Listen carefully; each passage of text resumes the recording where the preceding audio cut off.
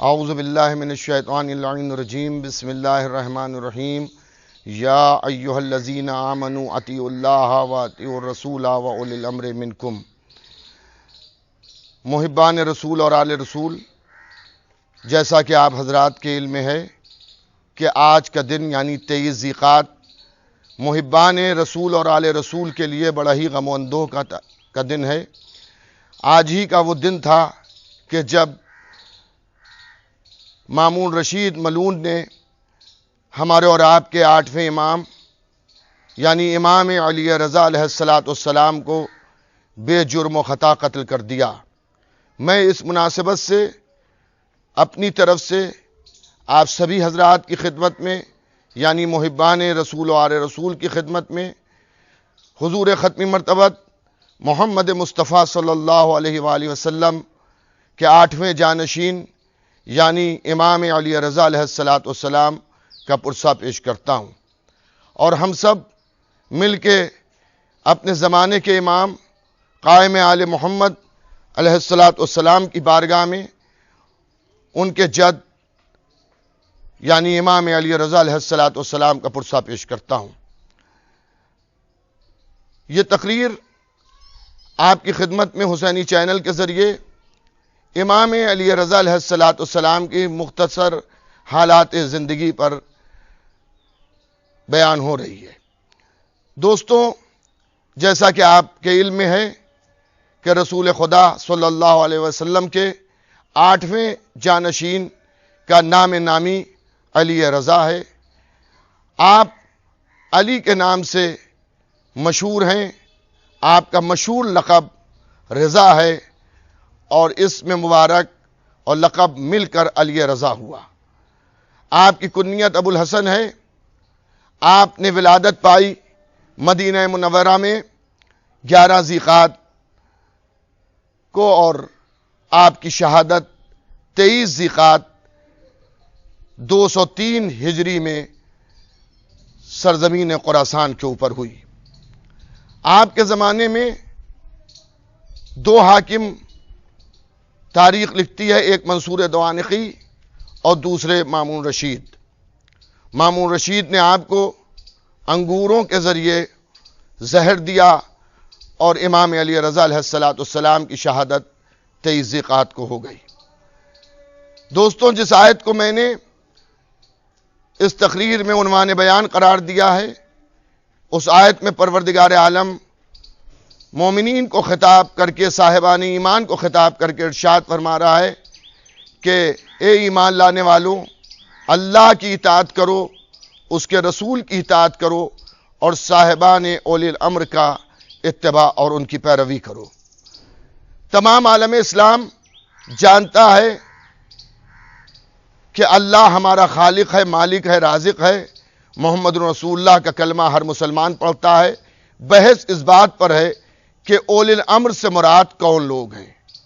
بعض کا کہنا یہ ہے کہ اولی الامر سے مراد حاکم وقت ہے، بعض کہتے ہیں کہ مسجد کا پیش امام ہے، لیکن اگر عقل کی کسوٹی پر آپ کسیں تو یہ ماننا بالکل غلط ہے کہ حاکم وقت اولی الامر ہے یا مسجد کا پیش امام، بلکہ اگر قرآنی مزاج سے آپ اولی الامر کو تلاش کریں تو آپ کو معلوم ہو جائے گا کہ اولی الامر سے مراد کون ہے۔ قرآن میں امر الہی کو تلاش کر لیجئے، امر الہی جس کے اشاروں پر چلے وہی اولی الامر حقیقی ہوگا۔ جب قرآن میں ہم نے دیکھا اور ڈھونڈا تو قرآن حکیم میں ہم کو ایک موقع ایسا ملا کہ جب طوفان نوح کا ذکر قرآن کر رہا ہے اور اس میں زمین سے پانی ابل رہا ہے، آسمان سے پانی برس رہا ہے، نوح اپنی نجات کی کشتی پر لوگوں کو سوار کر رہے ہیں، حضرت نوح کا نافرمان بیٹا کشتی پر سوار ہونے کے لیے تیار نہیں ہے، اور حضرت نوح فرما رہے ہیں کہ بیٹا آج امر الہی سے کوئی نہیں بچے گا، وہی بچے گا جو اس کشتی نجات پر سوار ہو جائے۔ تو قرآنی نقطہ نظر سے بہتا ہوا پانی امر الہی، برستا ہوا پانی امر الہی، ابلتا ہوا پانی امر الہی۔ اب یہ پانی جس کے اشاروں پر چلے وہ ہے اولی الامر حقیقی۔ یوں تو ہمارے 12 اماموں کی سیرت میں اور ان کی اگر آپ زندگیوں پڑھیں تو بہت سے مقامات ایسے آپ کو ملیں گے جہاں بہتا ہوا پانی، ابلتا ہوا پانی، برستا ہوا پانی، ٹھہرا ہوا پانی اماموں کے اشاروں پر چلا.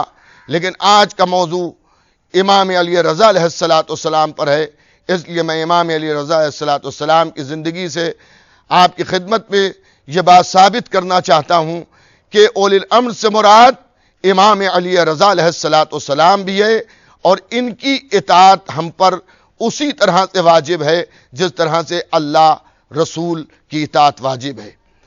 امام علی رضا علیہ السلام کے اجداد میں جو امام علی رضا علیہ السلام سے پہلے 7 امام گزرے وہ بھی اولی الامر ہیں، اور امام علی رضا علیہ السلام کے بعد جو امام گزرے وہ بھی اولی الامر ہیں.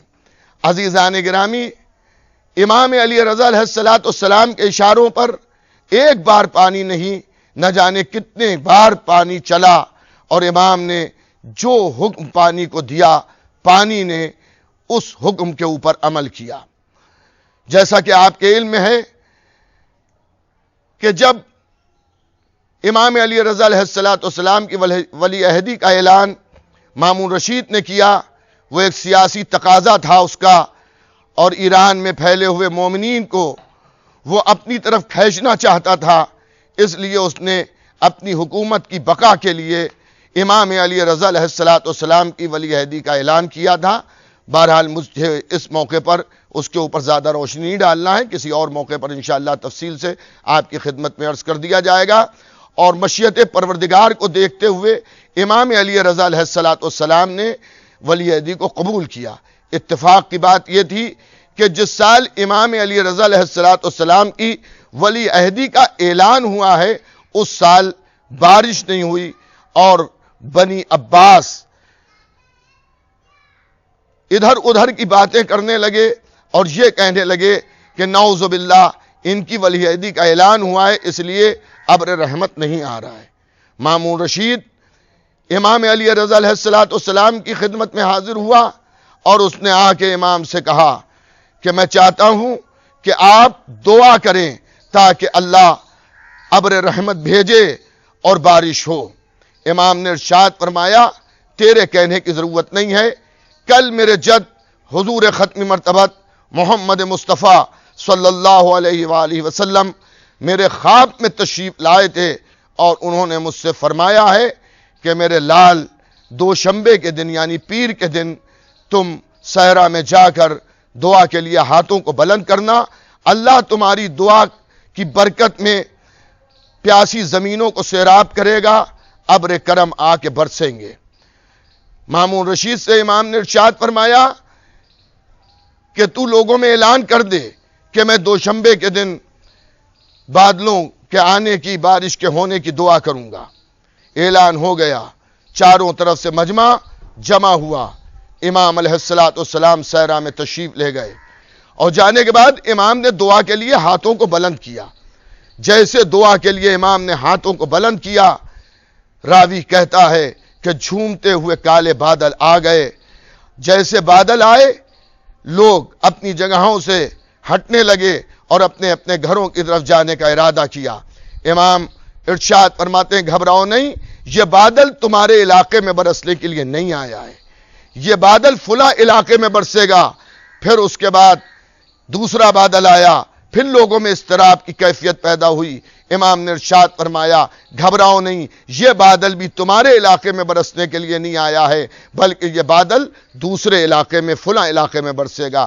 اس طرح سے 9 بادل آئے، اور 9 بادلوں کے برسنے کی جگہیں امام علی رضا علیہ السلام نے بیان فرمائیں، اور جہاں جہاں امام نے ارشاد فرمایا تھا بادل وہیں برسے. اور اس کے بعد کہنے والے بیان کرتے ہیں، بیان کرنے والے بیان کر رہے ہیں کہ ہم اس نشست میں تھے اور اس جلسے میں تھے جہاں امام دعا فرما رہے تھے. آخری بادل جب آیا تو امام نے ارشاد فرمایا کہ یہ بادل تمہارے شہر میں برسنے کے لیے آیا ہے. اب لوگ اپنے گھروں کی طرف جانے کے لیے پھر تیار ہوئے۔ امام نے ارشاد فرمایا گھبراؤ نہیں، پریشان نہ ہو، اضطراب کے عالم میں نہ جاؤ، اطمینان و سکون سے اپنے گھروں کو جاؤ۔ میں تم سے وعدہ کرتا ہوں کہ جب تک کہ اس مجمع کا ہر ایک شخص اپنے گھر تک نہ پہنچ جائے گا، اس وقت تک بارش کا ایک قطرہ بھی زمین پر نہیں گرے گا۔ کہنے والا کہتا ہے خدائے محمد کی قسم، جیسا امام علی رضا علیہ السلام نے فرمایا تھا ویسے ہی ہوا، جب تک کہ ہم میں سے ہر شخص اپنے اپنے گھر کے اندر داخل نہ ہو گیا، آسمان سے بارش کا ایک قطرہ بھی زمین کے اوپر نہیں آیا۔ خوب بارش ہوئی، پیاسی زمینیں امام علی رضا علیہ السلام کے صدقے میں سیراب ہو گئیں۔ ہر طرف پانی ہی پانی تھا، جو گڑھے سوکھ گئے تھے، جو نہریں خشک ہو چکی تھیں، جن تالابوں کا پانی ختم ہو گیا تھا وہ سب بھر گئے، لیکن بارش رکنے کا نام ہی نہیں لے رہی ہے۔ اس کا سبب یہ تھا کہ دشمنان محمد و آل محمد امام علی رضا علیہ السلام کے معجزے کو دیکھ کر یہ کہتے ہیں کہ یہ امام علیہ السلام یعنی امام علی رضا علیہ السلام کی دعا کا کمال نہیں ہے، بلکہ ابر کرم کو برسنا تھا، بارش ہونا تھی۔ یہ اتفاق کی بات ہے کہ انہی نے ہاتھوں کو بلند کیا اور بارش ہونے لگی۔ تو قدرت نے بھی کہا کہ اگر یہ اتفاق کی بات ہے تو اب یہ بارش رکے ہی نہیں، اس وقت تک نہیں رکے گی کہ جب تک کہ امام علی رضا علیہ السلام آئے ہوئے بادلوں کو واپسی کا حکم نہ دے دیں۔ 7 دن تک اتنی بارش ہوئی کہ جو لوگ بغیر بارش کے پریشان تھے اب وہ بارش ہونے کی وجہ سے پریشان ہیں۔ پھر مجمع آیا امام علی رضا علیہ السلام کی خدمت میں، اور آنے کے بعد کہا فرزند رسول آپ نے دعا کی، بارش ہوئی، اب ہم یہ چاہتے ہیں کہ آپ پھر دعا کیجئے بارش رک جائے۔ امام عالی مقام نے پھر اعلان کیا، لوگ جمع ہوئے اور تشریف لے گئے ایک میدان میں، اور اب امام نے اپنے دہن مبارک سے کوئی جملہ نہ کہا بلکہ اپنی انگلی کے اشارے سے بادلوں کو اشارہ کیا۔ تاریخ کہتی ہے کہ امام اشارہ کرتے جاتے ہیں اور بادل سمٹتے چلے جاتے ہیں۔ ابھی جہاں گھنگور گھٹائیں چھائے ہوئی تھیں اور اندھیرا پھیلا ہوا تھا اور بارش ہو رہی تھی، امام کے ایک انگلی کے اشارے سے اب اسی زمین پر سورج چمک رہا ہے۔ امام کے اس عمل نے اپنے دشمنوں کو منہ توڑ جواب دے دیا کہ یہ میرا معجزہ تھا، یہ میری کرامت تھی، یہ میری دعا کا اثر تھا۔ تم یہ نہ سمجھو کہ یہ اتفاق کی بات تھی، یہ میرے اختیار کا معاملہ ہے۔ جب میں چاہوں گا تو بارش ہوگی اور جب میں چاہوں گا تو بارش رک جائے گی۔ ارباب ولا یہ بھی یاد رکھیے، زمین پر ایک قطرہ آب بھی اس وقت تک نہیں برستا ہے جب تک کہ زمانے کے امام کا حکم نہ ہو جائے۔ تو پانی امام کے اشاروں پر چل رہا ہے۔ اب آپ سمجھ لیجئے کہ قرآن پانی کو امر الہی کہہ رہا ہے، ہمیں اولی الامر کی اطاعت کا حکم دیا جا رہا ہے۔ اب امر الہی جس کے اشاروں پر چلے گا وہی اولی الامر حقیقی ہوگا۔ تو ہم سب مسلمانوں کو اطاعت امام علی رضا علیہ السلام میں اپنے سروں کو خم کر لینا چاہیے ہے، اور ہم سب پر 12 اماموں میں ہر ایک امام کی اور امام علی رضا جن کی آج یوم شہادت ہے، ان کی اطاعت اسی طرح سے واجب ہے جس طرح سے اللہ رسول کی اطاعت ہم پر واجب ہے۔ امام علی رضا علیہ السلام علم کے اس منارے کا نام ہے کہ جہاں نہیں کا کوئی تصور ہی نہیں کیا جا سکتا ہے۔ بالکل اپنے اجداد کا جیسا علم رکھنے والے ہمارے امام علی رضا علیہ السلام بھی ہیں۔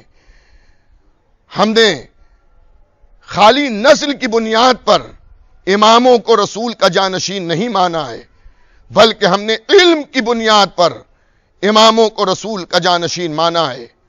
جیسا علم رسول کا تھا، جیسا علم مولائے متقیان کا تھا، جیسا علم امام حسن حسین کا تھا، جیسا علم دیگر ائمہ کا ہے، ویسا علم امام علی رضا علیہ السلام کا ہے۔ ایک آبادی کے چند لوگ اپنے چند مسائل میں گرفتار ہوئے. کچھ مذہبی مسائل تھے, کچھ دنیاوی مسائل تھے. بہتوں سے انہیں نے دریافت کیا, پوچھا. جب کوئی جواب نہ دے سکا تو انہوں نے ایک کاغذ کے اوپر سوالات تحریر کیے اور ایک شخص کے حوالے وہ سوالات کیے اور کہا مدینے جا کر فرزند رسول امام علی رضا علیہ السلام سے ان سوالات کے جوابات لا. آنے والا کہتا ہے کہ جب میں ان سوالات کو کاغذ پر تحریر کر کے اپنی جیب میں رکھ کے لایا تو میں نے دیکھا کہ امام کے آستانے پر دولت سرا پر کثیر مجمع ہے, بھیڑ لگی ہوئی ہے. مجمع کو دیکھ کر میں یہ سمجھ گیا کہ امام سے ملاقات کرنے میں مجھے کچھ وقت لگے گا. کہ اتنی دیر میں نے کیا دیکھا کہ مجمع کو چیرتا ہوا ایک شخص آیا اور اس شخص نے آ کر مجھے میرے نام سے پکارا, اور پکارنے کے بعد اس نے اپنی ہاتھ میں ایک جو کاغذ لیے تھا وہ یہ کاغذ مجھے دے کر یہ کہا کہ یہ کاغذ امام علی رضا علیہ السلام نے تمہیں بھیجا ہے. جو سوالات تم اپنے شہر سے لکھ کے لائے تھے ان کے جوابات اس کاغذ کے اوپر تحریر ہیں. ارباب ولا, محبان رسول اور آل رسول, آپ ذرا غور کیجئے اور ملاحظہ فرمائیے کہ امام نے ان سوالوں کو پڑھا نہیں, امام نے ان سوالوں کو دیکھا نہیں, بلکہ امام وہ ہوتا ہے جو اس کا بھی محتاج نہیں ہے کہ اس کے سامنے تحریر پیش کی جائے تو امام اس تحریر کا جواب دے, بلکہ امام اسے کہتے ہیں کہ جو دلوں کے حالات سے واقف ہوتا ہے. عزیزان گرامی, بات الگ کی ضرور ہے لیکن عرض کر دی جائے تو بہتر ہے. ہم 15 شعبان کو عریضے لکھتے ہیں, عریضے ڈالتے ہیں, بعض لوگ ہمارا مذاق اڑاتے ہیں تو وہ سن لیں یہ مذاق اڑانے کی بات نہیں ہے. اس گھرانے کا ہر علی اور ہر محمد یہ علم رکھتا ہے کہ تحریر لکھی جائے اور اس تک پہنچے یا نہ پہنچے اسے علم اس تحریر کا ہو جاتا ہے, بلکہ اگر تحریر نہ بھی لکھی جائے صرف سوالات دل میں دہرائے جائیں تب بھی امام ان سوالات سے واقف ہوتے ہیں اور اس کے جوابات دیتے ہیں. امام علی رضا علیہ السلام کی زندگی میں بہت سے معجزات ہیں, بہت سے ایسے کرامات ہیں کہ جس کو دیکھنے کے بعد ہر سچا مسلمان امام کے قدموں پر اپنے سر کو رکھنے کے لیے تیار ہو جائے گا. امام عالی مقام کو مامون رشید نے مدینے سے طلب کیا اور اس کا مقصد یہ تھا کہ کہیں ایسا نہ ہو کہ امام عالی مقام مدینے میں اپنے معجزات دکھا کر, اپنے علم دکھا کر اپنی حکومت کو قائم کر لیں. اس لیے ہم انہیں اپنی سلطنت میں جہاں مامون رشید ملعون تھا وہاں اس نے بلایا. امام علیہ السلام جانے سے قبل روضہ رسول پر تشریف لے گئے اور امام علی رضا علیہ السلام نے رات بھر روضہ رسول پر قبر رسول کے پہلو میں عبادت الہی کی, اور اس کے بعد نیند جب محسوس ہوئی تو مزار رسول پر امام علی رضا علیہ السلام اپنا رخسار رکھ کے سو گئے. ابھی سوئے تھے کہ خواب میں دیکھا کہ حضور ختمی مرتبت محمد مصطفیٰ صلی اللہ علیہ وآلہ وسلم تشریف لائے ہیں, اور لانے کے بعد انہوں نے اپنے فرزند امام علی رضا کو گلے سے لگایا. امام فرماتے ہیں کہ میں نے رسول کو جب خواب میں دیکھا تو میں نے دیکھا کہ رسول سیاہ پوش ہیں, رو رہے ہیں, اور اس کے بعد ارشاد فرما رہے ہیں اے میرے فرزند علی رضا, ان قریب تمہیں مامون رشید طلب کرے گا اور بلا کر وہ زہر دغا سے تمہیں قتل کرے گا. اور اس کے بعد ارشاد فرمایا کہ خالی میں ہی نہیں رو رہا ہوں بلکہ علی مرتضیٰ بھی رو رہے ہیں, فاطمہ زہرا بھی رو رہی ہیں, حسن مجتبیٰ بھی رو رہے ہیں, حسین شہید کربلا بھی رو رہے ہیں, امام سجاد بھی رو رہے ہیں, امام باقر بھی رو رہے ہیں, امام صادق بھی رو رہے ہیں, اور تمہارے بابا حضور سرور کائنات فرما رہے خواب میں امام علی رضا علیہ السلام سے کہ تمہارے بابا موسی کاظم بھی رو رہے ہیں. عزیزان گرامی, اس کے بعد امام فرماتے میری آنکھ کھلی, میرے کچھ احباب نے, کچھ لوگوں نے مجھ سے دریافت کیا, میں نے انہیں جواب دیا کہ میں نے رسول کو خواب میں دیکھا ہے اور جو کچھ خواب میں دیکھا تھا وہ میں نے ان سے بیان کیا۔ ابھی چند ہی دن گزرے تھے کہ میں نے یہ دیکھا کہ مامون رشید کے فوجی میرے گھر آئے، امام علی رضا فرما رہے ہیں، اور میرے گھر آنے کے بعد انہوں نے یہ کہا کہ آپ کو بادشاہ نے طلب کیا ہے۔ امام سمجھ گئے کہ میرے جد حضور ختم مرتبت نے جو مجھے خواب میں آ کر بشارت دی تھی اسی کے مطابق عمل ہو رہا ہے۔ جب سرزمین مشہد تشریف لے گئے، جہاں آج ان کا روضہ ہے، نیشاپور ہوتے ہوئے جب تشریف لے گئے ہیں تو سرزمین نیشاپور پر جب امام علی رضا علیہ السلام کی سواری پہنچی ہے اور محبان رسول و آل رسول کو اس کا علم ہوا کہ نبی کریم کا 8واں جانشین علی ابن موسیٰ اور رضا علیہ السلام ہماری بستی میں آئے ہیں، تو امام کی سواری کو چاروں طرف سے مسلمانوں نے گھیر لیا، محبان اہل بیت پیغمبر نے گھیر لیا، اور انہوں نے گزارش کی امام سے کہ مولا آپ اپنے چہرے کی زیارت کرائیے، کیونکہ امام جس محمل میں سوار تھے، تشریف رکھتے تھے، اس محمل کے اوپر پردہ پڑا ہوا تھا۔ کہ فرزند رسول ہم آپ کے چہرے کی زیارت کرنا چاہتے ہیں، اس لیے کہ آپ کے چہرے کی زیارت کرنا عبادت ہے، آپ کو دیکھنا گویا نبی کی زیارت کرنے کے برابر ہے، ہم چاہتے ہیں کہ ہم آپ کی زیارت کریں۔ امام علیہ السلام نے محمل کا پردہ اٹھایا، محبان رسول اور آل رسول نے امام علی رضا علیہ السلام یعنی حضور ختم مرتبت کے 8ویں جانشین کی زیارت کی۔ لوگ خوشی کے مارے رونے لگے، صلی علی کے نعرے لگنے لگے۔ امام نے جب اپنے چہرے پر نور کی زیارت کرا دی تو پھر محمل کے پردے کو گرا دیا۔ جب محمل کے پردے کو گرایا تو پھر چند قدم سواری آگے بڑھی کہ محدثین امام کی خدمت میں حاضر ہوئے اور محمل کے قریب جا کر ہاتھوں کو جوڑ کے کہا، فرزند رسول آپ ہماری بستی میں آئے ہیں، ہماری آبادی میں تشریف لائے ہیں، تو آپ کچھ ارشاد فرمائیے، کچھ ہماری ہدایت کیجئے۔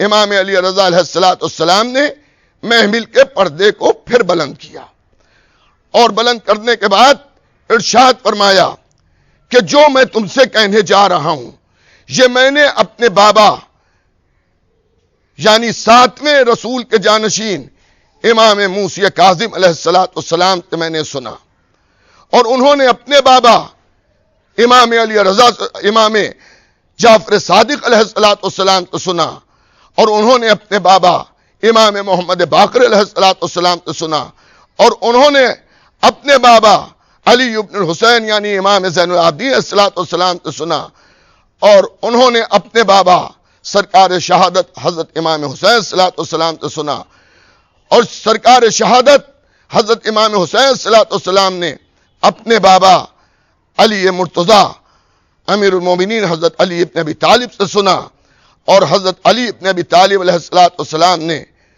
حضور ختم مرتبت محمد مصطفیٰ صلی اللہ علیہ وآلہ وسلم سے سنا، اور انہوں نے جناب جبرائیل سے سنا، اور جبرائیل نے پروردگار سے یہ فقرات سنے۔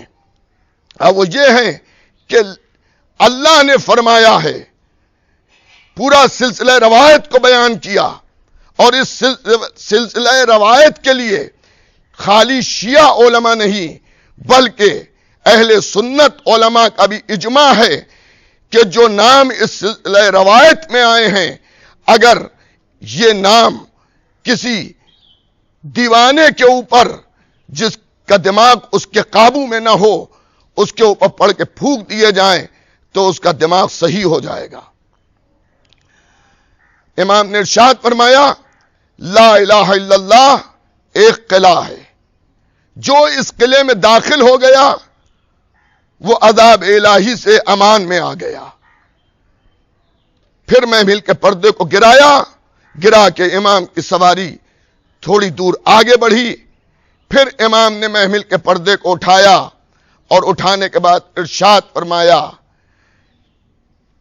کہ اس میں کچھ شرطیں ہیں، کچھ شروط ہیں، اور ان شرطوں میں سے ایک شرط میں ہوں. یعنی امام کا مطلب یہ تھا کہ لا الہ الا اللہ ایک قلعہ ہے،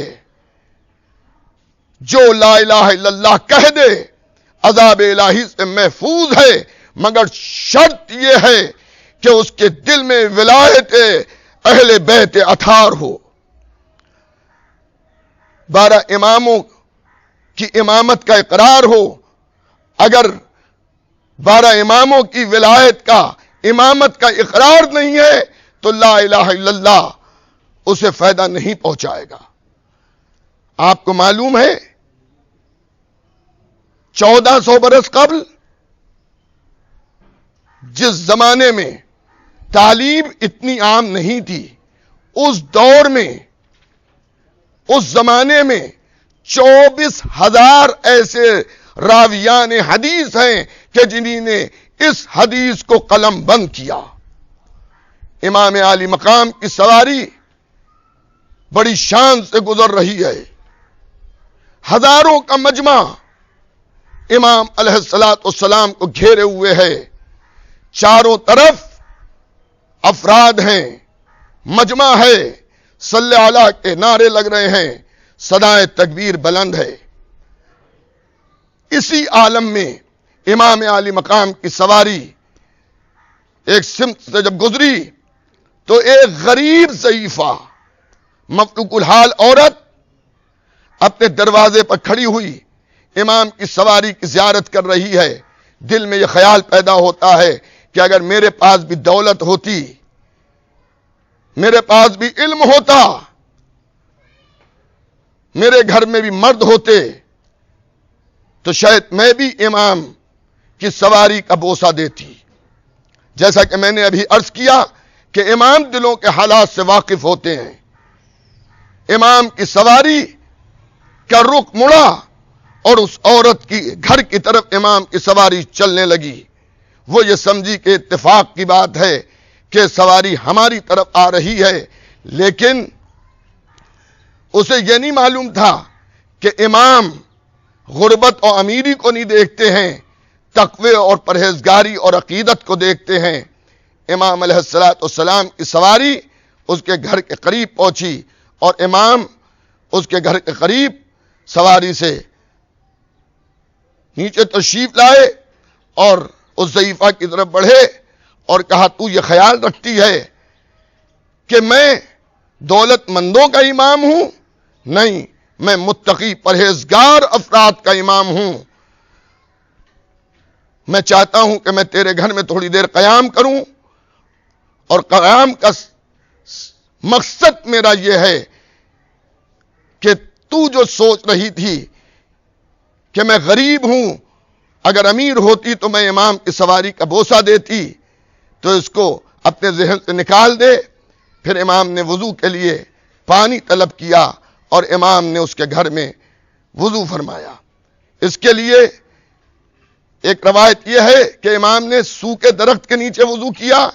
جیسے امام کے وضو کا پانی امام کے جسم مطہر سے مس ہو کر زمین کے سینے کو چاک کرتا ہوا سوکھے درخت کی جڑوں پر پہنچا، اللہ نے امام کے وضو کے پانی کی برکت سے اس سوکھے درخت کو ہرا بھرا کر دیا. خالی ہرا بھرا ہی نہیں کیا بلکہ پھلدار بھی کر دیا. خالی پھلداری ہی نہیں کیا بلکہ اس میں معجزہ دے دیا کہ اگر کوئی لاولد اس کا پھل کھاتا ہے تو اللہ اسے صاحب اولاد کر دیتا ہے. دامن وقت میں گنجائش نہیں ہے، ورنہ میں آپ کی خدمت میں کچھ اور بھی عرض کرتا، کیونکہ آج شہادت امام علی رضا علیہ السلام کا دن ہے. تو میں چاہتا ہوں چند جملے امام کی شہادت کے ذیل میں بھی عرض کر دوں اور بات کو تمام کر دوں. عزیزان گرامی، امام کا خادم ابا سلط روایت کرتا ہے کہ ایک دن امام عالی مقام نے مجھے بلایا اور مجھے بلا کر امام علیہ السلام نے چند وصیتیں کی اور فرمایا کہ ابا سلط، کل مامون رشید کی طرف سے کچھ لوگ آئیں گے مجھے بلانے کے لیے، اور وہ مجھے لے جائیں گے اور میری زندگی کا کل کا دن آخری دن ہوگا. مامون مجھے زہر دے گا اور اس زہر سے میں قتل ہوں گا اور درجہ شہادت فائز ہوں گا۔ اور پھر ارشاد فرمایا کہ دیکھو جب میں گھر سے باہر نکلوں اگر میرا سر کھلا ہوا ہو، کوئی چیز میرے سر پر نہ پڑی ہوئی ہو تو مجھ سے کلام کرنا، اور اگر سر ڈھکا ہوا ہو تو مجھ سے کلام نہ کرنا۔ حضرت ابا سلط فرماتے ہیں کہ میں امام کی نصیحتوں کو سن رہا تھا۔ ابا سلط کہتے ہیں دوسرا دن آیا، جیسا امام نے فرمایا تھا ویسا ہی ہوا۔ مامون رشید کی طرف سے لوگ آئے اور امام سے کہا کہ آپ کو مامون بلا رہا ہے۔ ابا سلط سمجھ گئے کہ امام نے جو کہا تھا وہ وقت قریب آ گیا۔ ابا سلط کہتے ہیں کہ میں نے دیکھا کہ امام اپنے سر کو ایک کپڑے سے ڈھانکے ہوئے ہیں۔ میں نے حکم امام پر عمل کیا، میں نے امام سے کوئی گفتگو نہیں کی۔ امام تشریف لے گئے، مامون رشید نے انگوروں کا ایک خوشہ امام کی طرف بڑھایا۔ امام نے کھانے سے انکار کیا، اس نے اصرار کیا اور وہ کہتا ہے کہ آپ یہ سمجھتے ہیں کیا میں آپ کو زہر دے رہا ہوں؟ میرے پاس تو یہ بہترین انگور آئے تھے جو اس دنیا میں آپ نے نہیں کھائے ہوں گے۔ اس نے انگوروں کی تعریف کی۔ امام علیہ السلام نے ارشاد فرمایا کہ جنت کے انگور اس سے کہیں زیادہ بہتر ہیں۔ بہرحال امام علیہ السلام نے مشیت ربانی کو سامنے رکھتے ہوئے ان انگوروں کو نوش فرمایا، اور جب انگور نوش فرمائے تو جب امام مامون کی بزم سے اٹھے ہیں اس کے دربار سے تو پوچھتا ہے کہ علی رضا آپ کہاں جا رہے ہیں؟ امام نے ارشاد فرمایا جہاں تو نے بھیجا ہے میں وہیں جا رہا ہوں۔ ابا سلط کہتے ہیں میں نے دیکھا کہ امام آئے، امام نے اشارہ کیا، میں نے گھر کے دروازوں کو بند کر دیا۔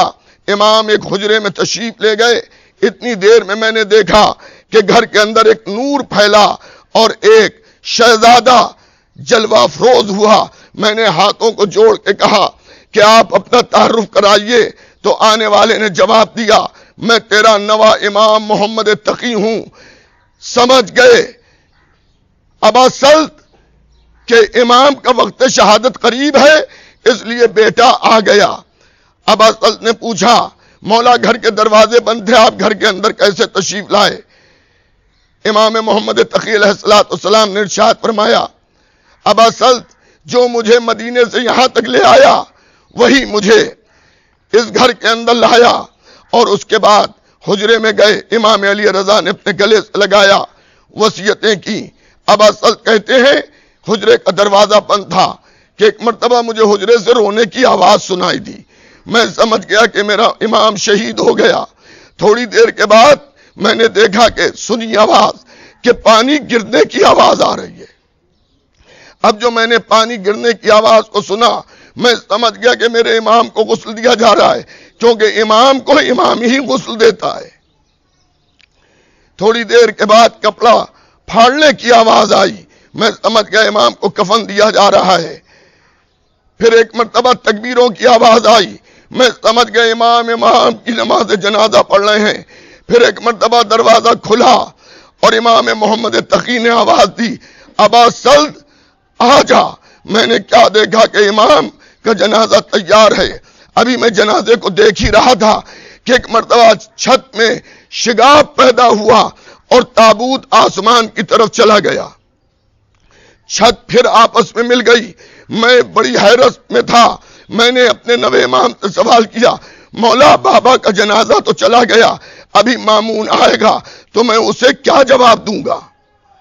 نوے امام نے ارشاد فرمایا گھبراؤ نہیں، ابھی میرے بابا کا جنازہ واپس آئے گا۔ تھوڑی دیر کے بعد ابا سلط کہتے ہیں کہ پھر چھت میں شگاف پیدا ہوا اور میں نے تابوت کو وہیں پر دیکھا کہ جہاں پر پہلے رکھا تھا۔ اور اب ہمارے نوے امام نے ارشاد فرمایا ابا سلط گھر کے دروازوں کو کھول دو۔ جیسے میں نے گھر کے دروازوں کو کھولا مامون رشید گھر میں داخل ہوا۔ اب جو اس نے سب دیکھا تعجب میں رہ گیا۔